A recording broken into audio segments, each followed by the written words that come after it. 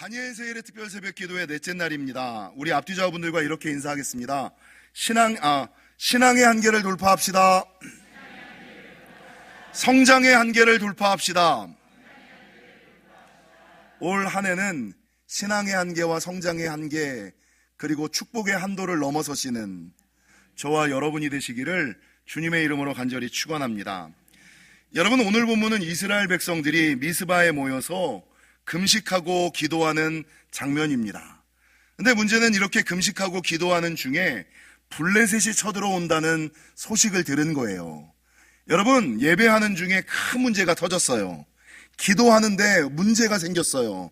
많은 사람들이 생각하면 제가 성구영신 예배 지난 주일 설교한 것처럼, 여러분, 우리가 세상에서 살다가 이제부터는 하나님을 위하여 살아야지, 하나님의 생각대로 살아야지, 하나님의 방법대로 살아야지, 성경 읽고 살아야지, 기도하며 살아야지 결심하고 결단하면, 여러분, 그 다음부터 인생이 평안하고 평탄하고 순적하면 좋을 텐데, 사실 그렇게 살아보시니까 어때요? 꼭 문제가 터지잖아요. 아니, 하나님의 방법대로 살려고 하면 오히려 잘 돼야 될 텐데, 건강에 문제가 생기고, 여러분, 인생에 문제가 생기고, 물질에 문제가 생기고, 자녀의 문제가 생기거든요. 그래서 내가 잘못 생각했나? 하나님만을 위하여 살아가는 거, 기도하며 살아가는 거, 교회의 일만을 감당하며 살아가는 것이 잘못된 선택과 결정인가? 라고 생각하고 과거로 회귀하는 사람들이 너무나 많다는 거죠. 여러분, 이게 무엇을 의미하느냐? 내가 하나님의 방법대로 살기를 작정하면 누가 경계를 하기 시작하냐면 세상과 사탄이 경계를 하기 시작해요. 예전에는 내 방법대로 살아갔는데 이게 이제는 나를 버리고 세상을 등지고 하나님의 방법대로 살아간다고? 그러니까 어떻게 하든지 간에 문제를 만들어서 다시금 옛날처럼 살아가게끔, 네가 무슨 기도하면서 살아가, 네가 무슨 예배하면서 살아가, 네가 무슨 안수집사로, 네가 무슨 권사로, 네가 무슨 장로로, 네가 무슨 목사로 살아가, 그냥 옛날처럼 살아. 여러분, 우주선이 이 땅에서 이륙하는데 가장 많은 에너지를 쓰지만 이륙했다고 해서 우주까지 도달하는 것은 아니에요. 우주에 도달하기 위해서는 공기와 중력의 저항이 가장 많은 이 맥스큐 구간을 돌파해야만, 뛰어넘어야만 여러분 카르만 라인까지 올라갈 수 있고, 이 카르만 라인을 넘어서야만, 티핑 포인트 임계점을 넘어서야만 성령의 영향력이 있는, 신앙생활이 힘들지 않고 어렵지 않은, 편하게, 평안하게, 순적하게, 평탄하게 신앙생활을 할 수 있는 지경으로 들어가는 거예요. 마찬가지로 오늘 이스라엘 백성들이 하나님 앞에 나아가서 예배하는데 블레셋이 쳐들어온다는 소리를 들은 거예요. 아니, 기도하는데 블레셋이 쳐들어온다고?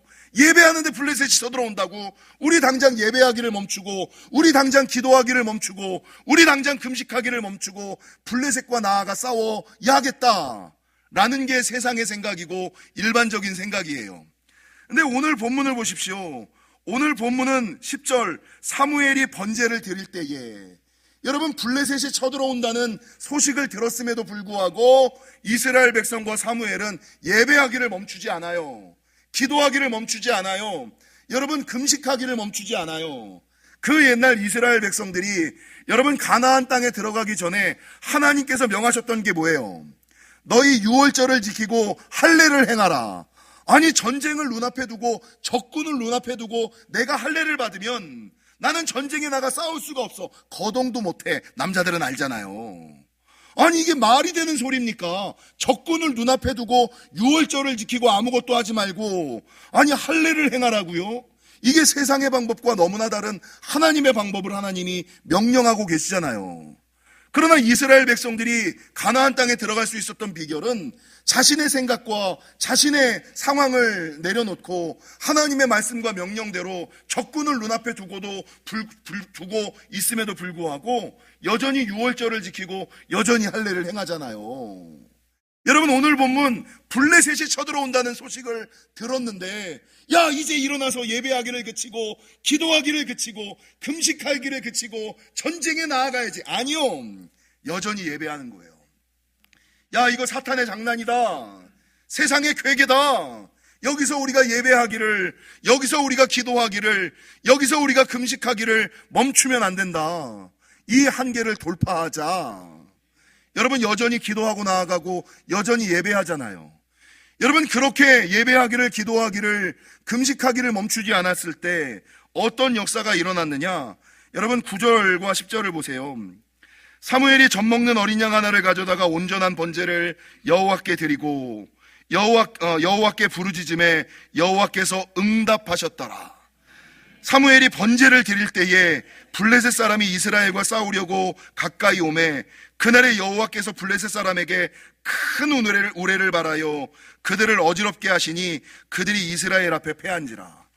여러분 내가 여전히 예배하고 위기와 시험과 유혹과 한계를 돌파하고 여전히 예배하고 기도하고 금식하며 나아갈 때 하나님께서 개입하시고 하나님이 간섭하시고 하나님이 역사하셔서 하나님의 능력으로 나는 움직이지 않고 기도만 했는데, 나는 움직이지 않고 예배만 했는데, 나는 움직이지 않고 금식만 했는데 하나님이 개입 간섭 역사하셔서 블레셋 군대를 해결해 주시는, 문제를 해결해 주시는 놀라운 역사를 허락해 주시지 않습니까?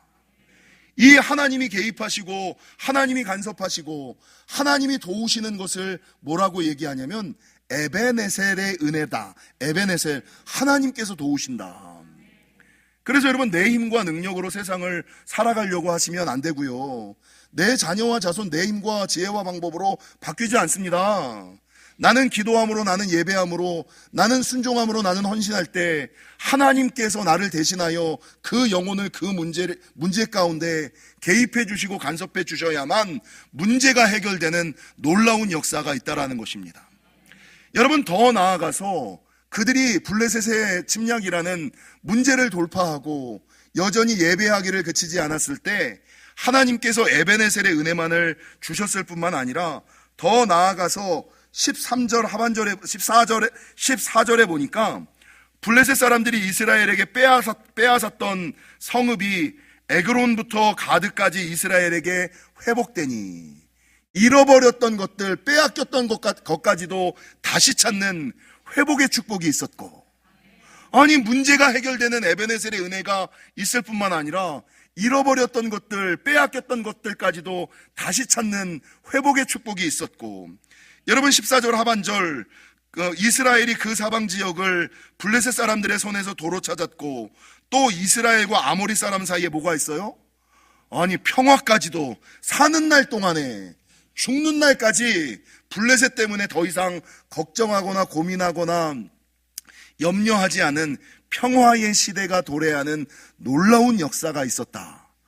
아니 한계를 돌파하고 예배하기를 쉬지 않았더니, 한계를 돌파하고 기도하기를 쉬지 않았더니, 한계를 돌파하고 금식하기를 쉬지 않았더니 하나님이 개입하시고 간섭하시고 도와주시는 에베네셀의 은혜, 문제를 해결해 주실 뿐만 아니라 잃어버렸던 것들, 빼앗겼던 것들까지도 다시 찾는 회복의 축복을 허락하여 주시고 남은 모든 날 동안에는 다시금 그 문제를 경험하지 않는 평화의 역사까지도 해결해 주셨다라는 것이 오늘 본문의 내용이라는 것입니다. 사랑하는 성도 여러분, 오늘 본문에 나타난 에베네셀의 은혜, 회복의 축복, 여러분 평화의 역사가 저와 여러분에게 있기를 원하십니까? 여러분 이런 기적을 경험하기 위해서는 우리가 그냥 기도해서는 안 되고, 제가 자주 얘기하는 것처럼 먼저 기도하고 함께 기도하고 금식하며 기도하고 회개하며 기도하고 예배하며 기도하고 순종 헌신하며 기도하는 것들이 필요합니다. 여러분 인생의 큰 문제, 내 힘과 노력, 능력과 방법으로 해결되지 않는 문제 앞에서는 평상시처럼 믿고 다니고 기도해서는 안 되고, 특별히 기도하고 구별하여 기도하고 작정하고 기도하고 순종하며 기도하고 헌신하며 기도하고 금식하며 기도해야만 내 힘과 능력으로 해결되지 않는 인생의 큰 문제, 인생의 막힌 문제, 인생의 틀린 문제, 인생의 어그러진 문제들은 해결되어진다라고 말씀하는 것입니다. 특별히 교재를 읽어보신 분들은 아시겠습니다만 능력 있는 금식 기도가 되기 위해서 전제되어야 될 것이 있다. 이게 오늘 챕터의 주제 아니에요? 능력 있는 금식 기도가 응답되기 위해서 전제되어야지 되는 첫 번째 것이 있다. 그게 뭐예요? 안 읽으셨나 보네. 따라하겠습니다. 읽고, 듣고, 묵상하고, 적용하고, 나눔하자. 여러분, 지금까지 다니엘 세일의 특별 새벽 기도회를 참석해 보신 분들은 아시겠습니다만, 저자의 책 내용을 제가 설교 때 반복을 안 해요. 정말 많이 할 경우엔 30%, 보통 10%도 안 하고, 어떨 때는 저자의 내용은 여러분들이 다 이미 읽고 오셨을 것을 전제하고, 저자가 말하지 못하는 것을 제가 설교해요. 알고 계시죠? 알고 계시죠? 그래서 여러분, 완전한 특세의 은혜를 받으려면 정도환 목사의 설교만을 듣거나 교재만을 읽어서는 안 돼요. 저자가 말하는 것을 미리 읽고, 저자가 말한 것은 제가 얘기하지 않아요. 그리고 저자가 빠뜨려 놓은 부분을 제가 설교하는 거예요. 그래서 완전한 특세의 은혜를 누리려면 먼저 읽으셔야 돼요. 근데 한 장밖에 되지 않는데 한 3분이면 읽는 거를 읽지를 않고 오시니, 저자가 능력 있는 금식기도, 응답받는 금식기도가 되기 위해서 전제되어야지 될 한 가지가 있는데, 그것은 회개다. 회개가 전제되어야 한다라고 말하고 있어요. 왜냐하면 여러분, 기도의 출발은 회개고 응답의 시작도 회개에서부터 시작되기 때문이에요. 여러분, 창세기 42장에 보면, 창세기 42장은 요셉과 그의 형제들이 해오하는 장면이 나와요. 아시죠? 야곱의 자녀들이 요셉을 죽이려다가 그냥 노예로 팔아버리잖아요. 그리고 한참의 시간이 지나서 요셉은 애굽의 총리가 되고, 야곱의 자녀들, 요셉의 형제들은 먹을 게 없어서 요셉 앞에 무릎을 꿇잖아요. 알고 계시죠? 할렐루야. 우리 옆 사람의 인사, 잠을 먼저 깨웁시다. 여러분, 잠을 깨우는 방법은 입술을 여는 수밖에 없어요. 뭘 먹든가 찬양하든가 아멘하든가. 여러분, 제가 이렇게 살찐 것은 새벽에 일어나서 잠 깨기 위해서 뭔가를 먹어서 그래요. 이게 먹질 말아야 되는데. 입술이 열려야 잠이 깨요. 잠이 깨야 영이 깨요. 육이 깨야 혼이 깨고, 혼이 깨어야 영이 깨어요. 육신을 먼저 깨워야 여러분 영이 깨어지고, 혼이 깨어지고, 혼이 깨어야 영이 깨어지고, 영이 깨어야 여러분 인생의 문제가 깨어지는 은혜가 있어요. 창세기 42장은 여러분, 요셉을 애굽에 팔았던 형제들과 해오하는 장면이 나와요.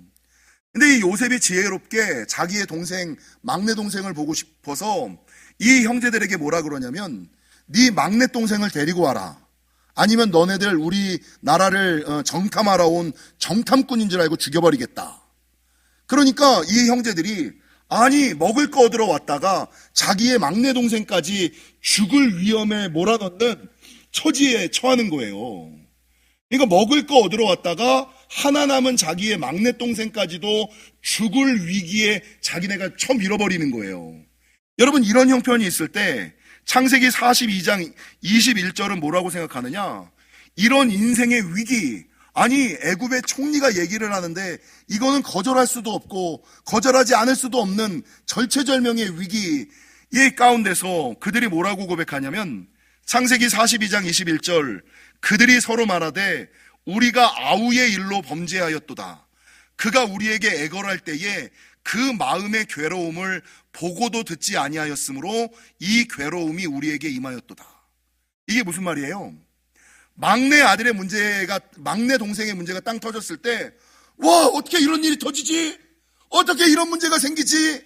라고 생각하고 나서 이 문제가 터진 것은 그 옛날 우리 동생이 그렇게 괴로워할 때, 외로워할 때, 울부짖며 소리칠 때 우리가 그 소리를 들어주지 않고 못된 짓을 했기 때문에 그러는구나. 여러분, 현재의 내가 당하는 어려움을, 현재의 내가 당하고 있는 어려움을 과거에 내가 지었던 죄 때문이다 라고 고백하는 거예요. 무슨 말인지 이해가 가세요? 현재 내가 당하고 있는 어려움을 과거의 죄 때문이라고 인정하고 회개를 먼저 해요. 아, 내가 지금 당하고 있는 어려움이, 내가 지금 당하고 있는 건강의 문제가, 내가 지금 당하고 있는 물질의 문제가, 내가 지금 당하고 있는 인생의 문제가 과거에 내가 하나님 앞에서 지었던, 해결하지 못했던, 인정하지 못했던, 회개하지 못했던 그 죄 때문이구나 라고 먼저 인정하고 회개하는 거예요. 여러분, 현재의 어려움을 과거의 죄 때문이다 라고 인정하고 회개하였을 때, 여러분 아시는 것처럼 요셉과 그의 형제들의 문제가 회복이 되어지잖아요. 그의 문제가 해결이 되어지잖아요. 여러분, 즉 기도가 응답되고 문제가 해결되기를 원한다면 과거의 죄를 먼저 인정하고 회개하는 것이 능력 있는 기도, 여러분 응답받는 기도의 첫 번째 출발선상이라는 거예요. 여러분, 성경에 보면 회개를 뜻하는 단어가 뚜렷하게 안 나와요. 우리는 한글로 회개 이렇게 나오지만 성경에는 회개를 뜻하는 단어가 없어요. 대신에 히브리어에서는 회개를 뜻하는 단어를 뭐라고 하냐면 슈브라고 얘기를 해요. 오늘 사무엘이 본문 3절에서 전심으로 여호와께 돌아오려거든 이럴 얘기를 하잖아요.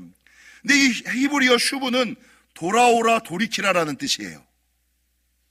슈브는 회개라고 번역되지 않고 돌아오라 돌이키라 이런 뜻이에요.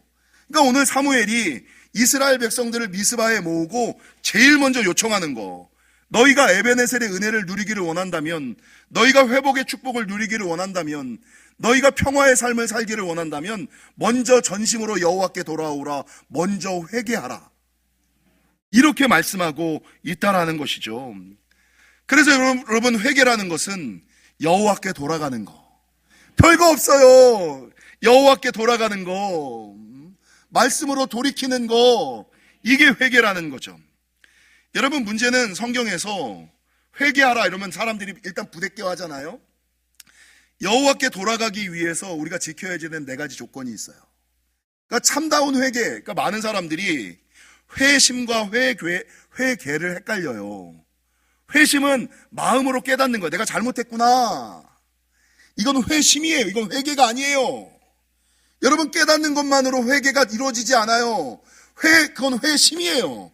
여러분, 참다운 회개는 내 죄를 깨닫고 인정하고 다시는 그런 죄를 짓지 않고 하나님의 방법대로 살아가는 삶까지 동반될 때, 수반될 때 그게 회개예요.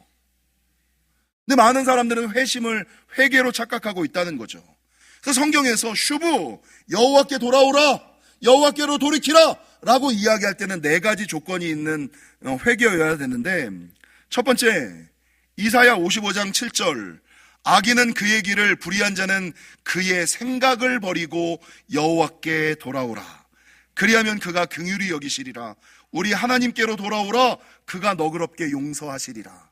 여러분, 뭘 버리라고요? 내 생각을 좀 버리라고요. 내 생각을 좀 버리라고요. 여러분, 우리가 아무리 똑똑한들, 우리가 아무리 책을 많이 읽었던들, 우리가 아무리 많은 경험이 있단들, 우리가 아무리 인생 경험이 길다 하던들 하나님만 합니까? 여러분, 우리는 살아봤자 100년도 못 사는, 읽어봤자 1000권도 못 읽은, 경험해봤자 내 인생 안에서의 경험에 지나지 않는 유한한 존재에 지나지 않아요. 근데 왜 하나님 앞에서 내 생각을 못 내려놓냐고요? 왜 내 방법을 못 내려놓냐고요? 여러분, 여호와께 돌아오기 위해서 주님이 원하시는 첫 번째 것, 이사야 55장 7절, 그의 생각을 버리고. 이거 따라하겠습니다. 옆에 있는 사람 하겠습니다.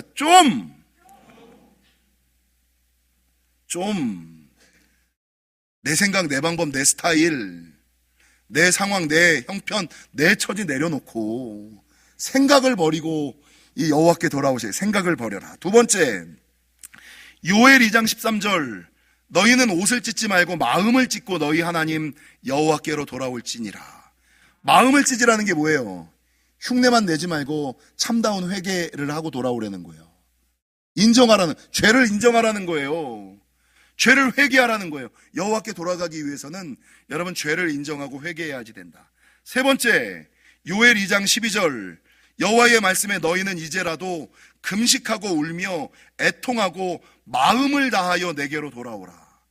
첫 번째 여호와께 돌아가는 방법은 앞서 말씀드린 것처럼 생각을 버리는 거예요.